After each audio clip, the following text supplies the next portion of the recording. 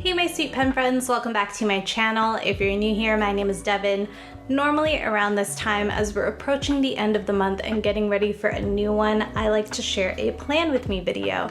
But I'm actually working in some new planners right now, and that's in preparation for something really exciting. I'll be doing some planner giveaways over on my Instagram next month. So if you're not following me there, I will leave a link in the description box below, or you can look me up by my username. It's the same as my YouTube channel, at Devin Lou, DEVNNLUU.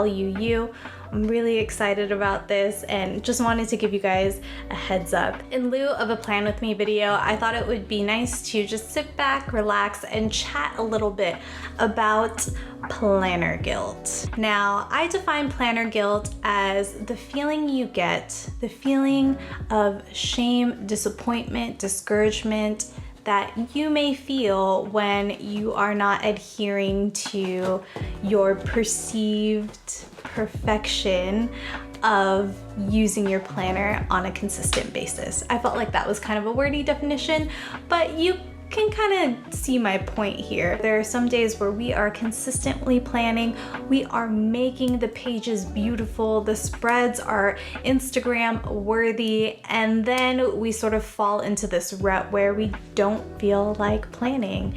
And a couple days pass, we open our planner again, and we see those blank pages and we feel like guilty. We feel guilty that we didn't take the time to fill those pages, and somehow those days are suddenly lost. If you feel me, let me know in the comment section below or give this video a thumbs up. I mean, I think I'm not the only one who's felt like that. I felt that way for a number of years as I was using the Passion Planner. Now, I'm not saying that the two are correlated, the perceived stress and perfection that I was striving for. I think Passion Planner is great, and if you want to see my 5 years of passion planning, I will leave a link in the description box below so you can check that out. But I felt like this weird need to use up every single space, and if there wasn't something written on the page, then that day didn't count. Like, I was not productive. And funny enough, when I look back on those days, those weeks, those missing blank pages, those are the days that I was insanely busy, and that's why I wasn't working in my passion planner, like writing things down. It's just, those were like the crazy dance competition weekends that were like back-to-back schedules and meetings and such. So why do we feel guilty when we don't use our planners? For me personally, planners have always been a tool of productivity. I mistaken that for a measure of my productivity. I think it's because I had developed this rigid framework around what productivity looked like. And this could have happened with any planner. I'm just sharing you the timeline of my planner journey. For me, that's why I felt planner guilt. And I think if you're trying to understand like the stress that you may be feeling associated with your planner, you have to ask yourself, why are you feeling this way? And again, like the planner, for me, I feel like it's a tool to help me be productive. It's a tool to keep me organized. It's not necessarily a direct, accurate measurement of how productive or organized I am. When I took a step back and I realized that I was the one perpetuating this notion of this is what productivity needed to look like in my planner, I was able to reassess and reframe my mindset about how planning was going to help me. It didn't need to be this perfect like recollection and documentation of each and every single day. It just needed to help me make the most of each and every day. And I think that would be the first piece of encouragement or advice, or I guess tip, that I would give someone who's experiencing the same sort of stress and guilt with their planner and not being able to fill it out. I would say that it's okay. It's okay to not have every blank page filled out. And some of you are watching this and you're like, that's crazy. Like, I have blank pages in my planner all the time. And to you, I say that's amazing because you're like able to understand what your planner or how your planner is serving you. And I think the reason why I was feeling guilty is because I didn't fully understand like how this planner was working for me. Once I was able to figure out like, okay, this is what I want my planner to do, I felt way less stressed about filling out every single page. Now, do I still strive to fill out every single page? I do. I have my moments where I like to sit down at my desk, pull out the washi tape, pull out the stickers, pull out all the pens, and just kind of take my time and make it pretty, or make it feel like I spent more time in my planner.